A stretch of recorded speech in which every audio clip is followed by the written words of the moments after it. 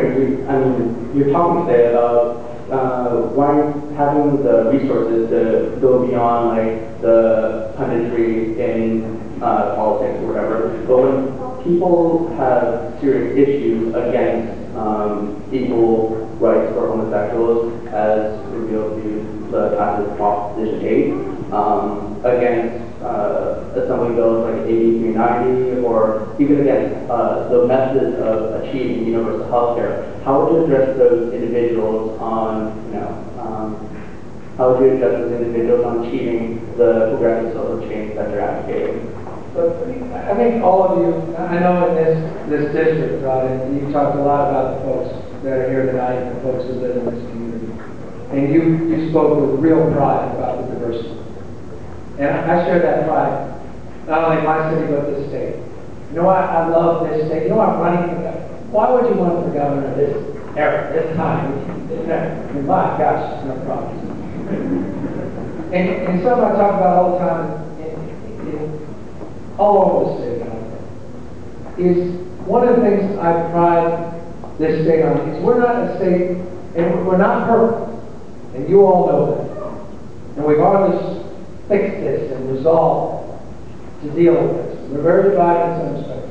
But I don't know of another state that not only tolerates its diversity, but truly celebrates its diversity than California, one of the most diverse states in the world's most diverse democracy. And people are living together and advancing together and trying, to the extent we can, prosper together across our differences. It's the magic of this state, our diversity. It's what makes this state so profoundly significant in the eyes of people around the United States and around the world. Don't just tolerate, celebrate. So how do you celebrate diversity? You focus on everybody's interesting differences, but you unite around our common humanity, the things that bind us together. And you start to reconcile and right the wrongs of the past, just like we did in 1967, not 1927, not 1947, not even 1957. On issues like marriage, where in this country it was against the law for blacks to marry whites, whites to marry Asians, in 16 states, 1967, before you were born.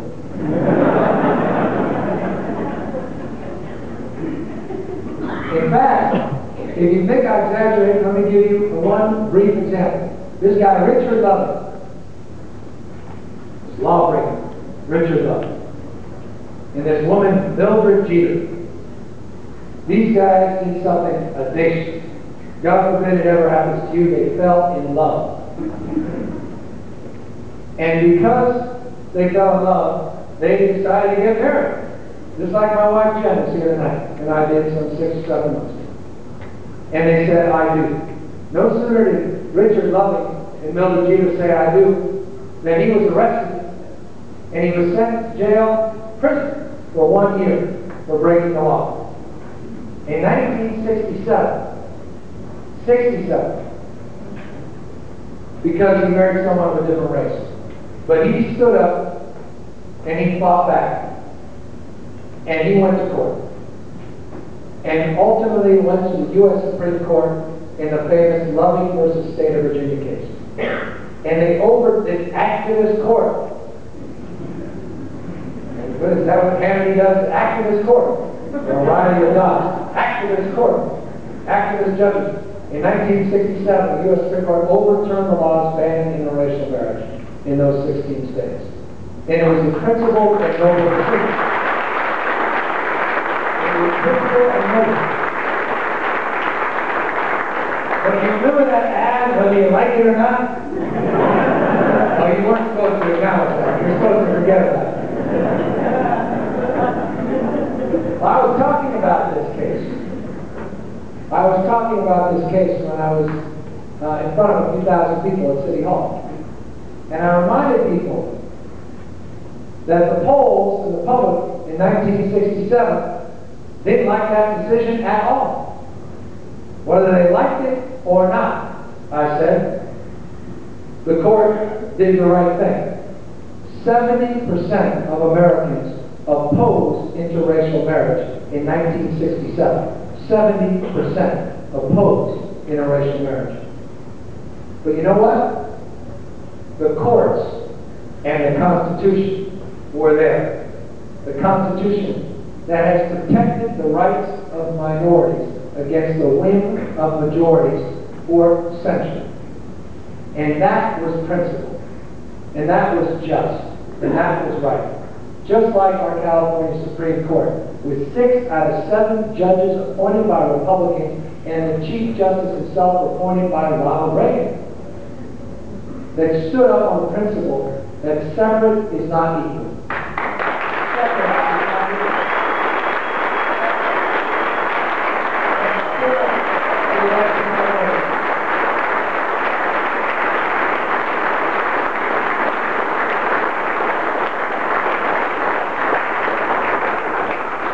Fast forward, 2008, Republicans didn't do an opinion poll. Thank God they didn't do this in 67, and we wouldn't have interracial marriage perhaps today in some of those states. Kid you not. And we decided, well, we don't like the law, and the law we don't like is unconstitutional. We can't change the law, let's just instead change the Constitution. And only in California does it take 2/3 to pass a budget, but only 50% plus 1 to strip rights away by changing the Constitution. Think about that. So I say to folks, to answer your question, think about that, as Dr. King said, that long arc of history. Think about, as Dr. King said, that web of mutuality binds us all together. Think about our proudest moments in American history, and certainly within the Democratic Party, when we stood on the principle of civil rights, of human rights, of the rights of women, gender equality. And we stood on the principle, as this court did, of the rights of the gay and lesbian community. Those are the proudest moments.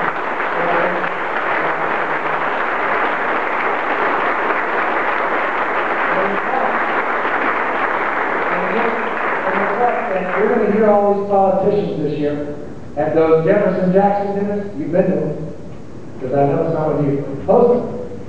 My friends, Jeff and others.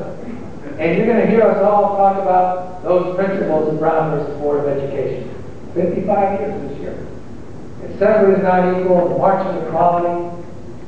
Yet some of them will say all of these things, and then they'll walk outside and you'll ask them, well, what's your position about full equality to the gay community? And they'll say, well, no, separate is not necessarily unequal. Civil unions or marriage, I mean, you know, what's in the word? But just remind them of the speech they just gave. Remind them of the principles that their party, in most cases, always fought for. And remind them of the best of this country, and we've always fought for the rights of minorities against the rights of the majority.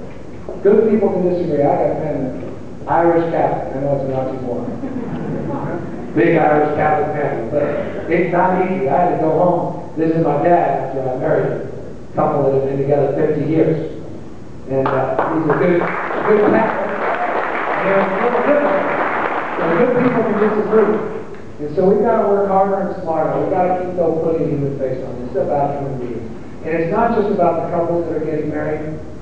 Everybody here that knows a member of the LGBT community, you care about them. It's about their friends. It's about their families, their mothers, brothers, their sisters, their aunts, their uncles. It's about all of us as a community. It's not just about the gay community issue.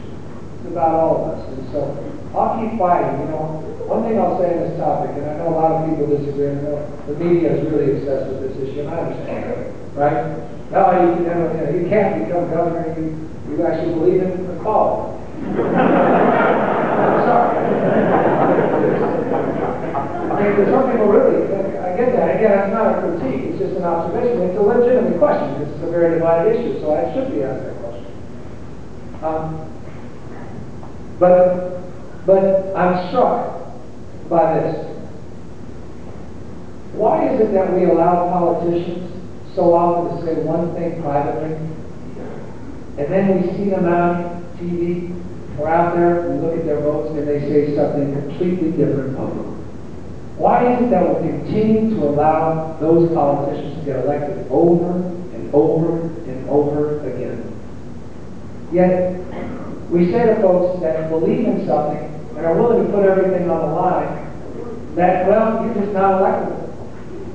And just because you disagree on this issue, everything else that you're fighting for and you're about doesn't really matter. Because on that issue, you're just not the majority. And I'd like to think, and I'm hopeful, and we'll see, that the people of the state of California that disagree with me on this issue, at least they know where I stand. And they know that if I believe in something, I'll fight for something, regardless of whether it's popular. That I'll fight for their rights.